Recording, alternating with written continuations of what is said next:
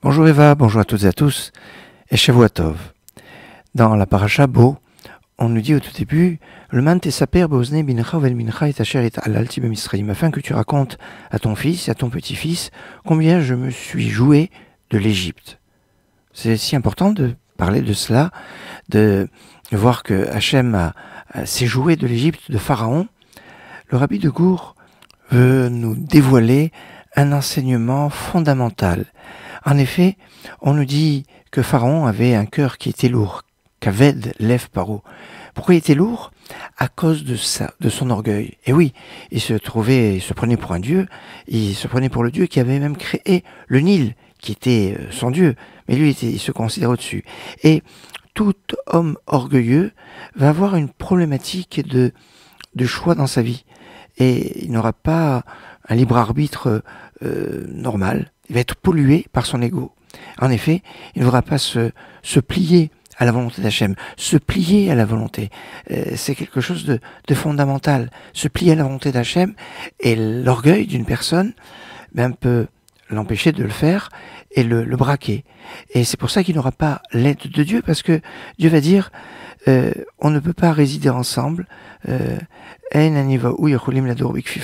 on dit en hébreu, on ne peut pas résider en même temps, parce que Hachem aime l'humilité.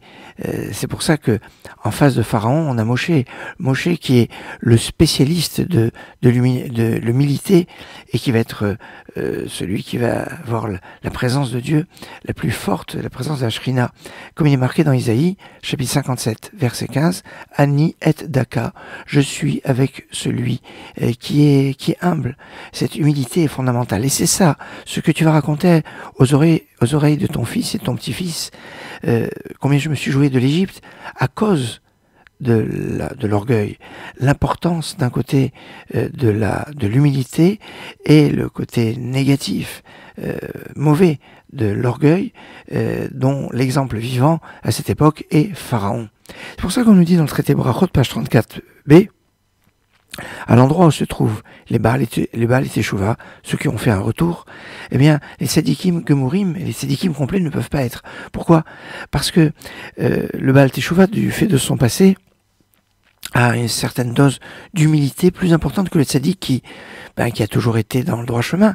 Et donc, le plus du Baal Teshuvah par rapport au Tzadik, qui a toujours été, c'est l'humilité. Et cette humilité, eh bien, ça lui donne une force, une présence de Dieu qui va être avec lui. Et c'est pour ça que dans le principe de la sortie d'Égypte, il y a un élément fondamental, c'est la matzah.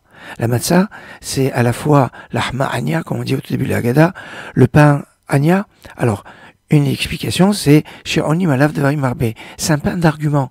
On raconte beaucoup de choses avec ce pain. C'est un pain qui va nous pousser à raconter la sortie d'Égypte. Alors, il y a ce point-là. Et d'un autre côté, Anya, ça vient du mot Ani. C'est un pain de pauvre, un pain qui nous enseigne l'humilité. L'humilité de la matzah, c'est ce qui nous permet de comprendre et de pouvoir avoir Dieu avec nous pour pouvoir sortir d'Égypte et gagner le Pharaon qui est plein d'air, comme le Hametz, qui est plein d'orgueil, d'ego, qui est négatif. Excellente journée.